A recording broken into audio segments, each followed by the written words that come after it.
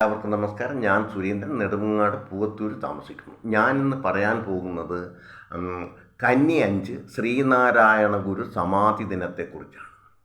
കൊല്ലവർഷം 1200 ആണ്ട് കന്നിമാസം 5-ാം തീയതി ശ്രീനാരായണ ഗുരു സമാധി ദിനം, അതായത് 2024 സെപ്റ്റംബർ 21. കേരള നവോത്ഥാന ചരിത്രത്തിലെ അതുല്യനായ സാമൂഹിക പരിഷ്കർത്താവും മഹാനായ സന്യാസിവര്യനും ആധുനിക ഭാരതം കണ്ട ഏറ്റവും വലിയ തത്വചിന്തകനുമായ ശ്രീനാരായണ ഗുരുവിൻ്റെ സമാധി ദിനമാണ് കന്നി 5.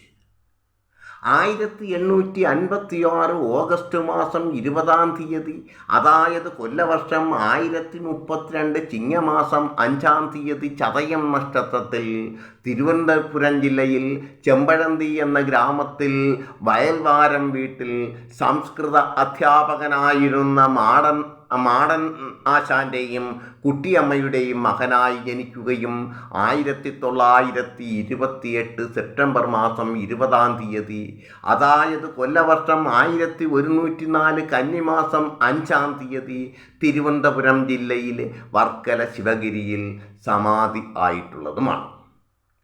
അദ്ദേഹത്തെ കൂടാതെ അദ്ദേഹത്തിൻ്റെ സഹോദരിമാരായി ദേവിയമ്മ, കൊച്ചു മാത എന്നീ 3 സഹോദരിമാർ ഉണ്ടായിരുന്നു.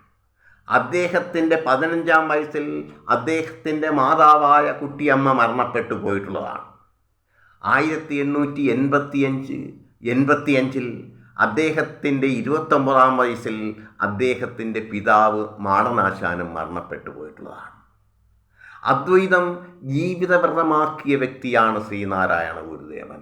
അതായത് ഭൂമി ഉൾപ്പെടെയുള്ള പ്രപഞ്ചങ്ങളും ബ്രഹ്മാണ്ഡങ്ങളും അവയെല്ലാം ഉൾക്കൊള്ളുന്ന സർവവ്യാപകമായ അന്തരീക്ഷങ്ങളും ജീവൻ്റെ തുടിപ്പുകളുമെല്ലാം ഏകമായ പരമാത്മ ചൈതന്യത്തിൻ്റെ നാനാരൂപങ്ങളിലുള്ള ബഹിസ്ഫുരണങ്ങളാണെന്നുള്ള ദാർശനിക സിദ്ധാന്തം ഉൾക്കൊണ്ടുകൊണ്ട് ഒരു ജാതി, ഒരു മതം, ഒരു ദൈവം മനുഷ്യന് എന്നും മതമേതായാലും മനുഷ്യൻ നന്നായാൽ മതിയെന്നും അവനവന ആത്മസുഖത്തിനാചരിക്കുന്നത് അവരന് സുഖത്തിനായി വരയണമെന്നും ജാതിഭേദം മതദ്വേഷം ഏതുമില്ലാതെ സർവരും സോദരത്വേന വാഴുന്ന മാതൃകാസ്ഥാനമാണിത് എന്നും മറ്റുമുള്ളതായിരുന്നു അദ്ദേഹത്തിൻ്റെ ആദർശവും ജീവിത ലക്ഷ്യവും. അദ്വൈതം ജീവിതമായി സ്വീകരിച്ചിട്ടുള്ള വ്യക്തിയാണ് ശ്രീനാരായണ ഗുരുദേവൻ. നാം ദൈവത്തിൻ്റെ പ്രതിപുരുഷന്മാർ മാത്രമാണെന്നും ശരീരം വെറും ജഡമാണെന്നും എല്ലാവരും ഈശ്വരനെയാണ് ആരാധിക്കുന്നതെന്നും ബിംബത്തെ അല്ല എന്നും ഹിംസയേക്കാൾ വലിയ പാപമില്ല എന്നും ഈശ്വരൻ്റെ പേരിൽ ഹിംസ നടത്തുന്നത് പരിഹാരമില്ലാത്ത മഹാപാപമാണെന്നും പറഞ്ഞിട്ടുള്ള വ്യക്തിയാണ് ശ്രീനാരായണ ഗുരുദേവൻ. അദ്ദേഹം അദ്വൈതം ജീവിതവ്രതമായി സ്വീകരിച്ചിട്ടുള്ളതാണെന്നുള്ളത് അദ്ദേഹത്തിൻ്റെ ഉദ്ധരണികളിൽ നിന്നും തന്നെ വ്യക്തമാകുന്നതുമാണ്. അതായത് അദ്ദേഹത്തിൻ്റെ ഉദ്ധരണികളിൽ തന്നെ അദ്ദേഹം പറഞ്ഞിട്ടുള്ളതാണ്: അഴലെഴുമഞ്ചിതളാർന്നു 2 തട്ടായി ചുഴലുമനാദി വിളക്കു തൂകിയാത്മാവ് അഴലെഴുമഞ്ചിതളാർന്നു 2 തട്ടായി ചുഴലുമനാദി വിളക്കു തൂകിയാത്മാവ് നിഴലുരുവായെരിയുന്നു നെയ്യതോ മുൻ പഴകിയ വാസന വർത്തിവൃത്തിയത്രേ. അതായത് ഭൗതികവും ആത്മീയവുമായ 2 തട്ടുകളോടുകൂടിയതും ദുഃഖകാരണങ്ങളായ പഞ്ചേന്ദ്രിയങ്ങളാകുന്ന 5 തള്ളുകളോട് കൂടിയതും അന്ധഃകരണവൃത്തികളാകുന്ന തിരികളിട്ടതും പൂർവജന്മവാസനകളാകുന്ന എണ്ണ നിറച്ചതും അനാദിയും ഭ്രമണാത്മകവുമായ ജീവിതമാകുന്ന വിളക്കിൽ ആത്മാവ് പ്രകാശിക്കപ്പെടും. അതുപോലെ മനുഷ്യസ്നേഹം മതമാക്കിയ വ്യക്തിയാണ് ശ്രീനാരായണ ഗുരുദേവൻ. അതെ, എല്ലാ നദികളുടെയും ലക്ഷ്യം സമുദ്രത്തെ ലക്ഷ്യമാക്കി നീങ്ങുക എന്നുള്ളതാണ്. അതുപോലെയാണ് എല്ലാ മതങ്ങളുടെയും ലക്ഷ്യം ഈശ്വര സാക്ഷാത്കാരമാണ് എന്ന് പറഞ്ഞിട്ടുള്ള വ്യക്തിയാണ് ശ്രീനാരായണ ഗുരുദേവൻ. അതെ, അതായത് പല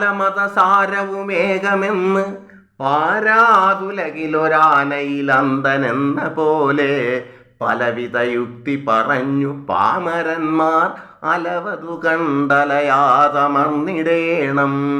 അതായത് എല്ലാ മതങ്ങളുടെയും ലക്ഷ്യം ഒന്നു തന്നെയാണ്. ഇത് മതങ്ങൾ, പല മതം എന്ന് പറയുന്നത് കുരുടന്മാർ ആനയെ കാണാൻ പോയതുപോലെയാണ്. പല മതസാരവും ഏകമെന്ന് പാരാതുലകിൽ ഒരു ആനയിൽ അന്ധനെന്ന പോലെ പലവിധ യുക്തി പറഞ്ഞു പാമരന്മാർ അലവതു കണ്ടലയാതമർന്നിടണം. എന്താണ്? കുരുടന്മാർ ആനയെ കാണാൻ പോയപ്പോൾ അതിൻ്റെ പുറത്തു പിടിച്ചവൻ പറഞ്ഞു പാറ പോലിരിക്കുകയാണ്, ചെവിയിൽ പിടിച്ചവൻ പറഞ്ഞു മുറം പോലെ ഇരിക്കുകയാണ്, വാൽ പിടിച്ചവൻ പറഞ്ഞെന്താണ് പിന്നെ ചൂല് പോലിരിക്കുകയാണ്, കാൽ പിടിച്ചവൻ തൂണ് പോലിരിക്കുകയാണെന്ന് പറഞ്ഞു. അല്ലെ, ഗുഹ്യഭാഗത്ത് പിടിച്ചവൻ പറഞ്ഞു ഗുഹ പോലിരിക്കുകയാണ്. അതുപോലെയാണ് എന്താണ് ഈശ്വരനെ വ്യത്യസ്ത മതക്കാർ ഈശ്വരനെ കാണാൻ പോകുന്നതും എന്നുള്ളതാണ്. അതുപോലെ തന്നെ എല്ലാ മതങ്ങളുടെയും അന്തസത്ത ഒന്ന് തന്നെ എന്നാണ് ഇതിൽ നിന്നും പറയുന്നത്. അതായത് ഒരു മതം അന്യനു നിന്ദ്യമൊന്നോകിലും ഒരു മതമന്യനു നിന്ദ്യമൊന്നിലോതും കരുവപരൻ്റെ കണക്കി നൂനമാകും ധരയിലിതിൻ്റെ രഹസ്യം ഒന്നു താനെന്നറിവളവും ഭ്രമമെന്നറിഞ്ഞിടേണം. അല്ലെ, ഒരു മതമന്യനു നിന്ദ്യമൊന്നിലോതും കരുവപരൻ്റെ കണക്കി നൂനമാകും ധരയിൽ ഇതിൻ്റെ രഹസ്യം ഒന്നു താനെന്നറിവളവും ഭ്രമമെന്നറിഞ്ഞിടേണം. എല്ലാ മതങ്ങളുടെയും അന്തസത്ത ഒന്നു തന്നെയാണ്. പൊരുതു ജയിപ്പതസാധ്യം ഒന്നിനോടൊന്നൊരു മതവും പൊരുതാലൊടുങ്ങുകയില്ല. പരമതവാദി ഇതോർത്തിടാതെ പാഴേ പൊരുതുപൊലിഞ്ഞിടുമെന്ന ബുദ്ധി വേണം. അല്ലേ, മതങ്ങൾ തമ്മിൽ പോരടിച്ചാൽ ഒരിക്കലും ജയിക്കാൻ പോകുന്നില്ല. എല്ലാ മതങ്ങളുടെയും അന്തസത്ത ഒന്നു തന്നെയാണ്. പൊരുതു ജയിപ്പതസാധ്യം ഒന്നിനോടൊന്നൊരു മതവും പൊരുതാലൊടുങ്ങുകയില്ല. പരമതവാദി ഇതറിഞ്ഞിടാതെ പാഴേ പൊരുതുപൊലിഞ്ഞിടുമെന്ന ബുദ്ധി വേണം.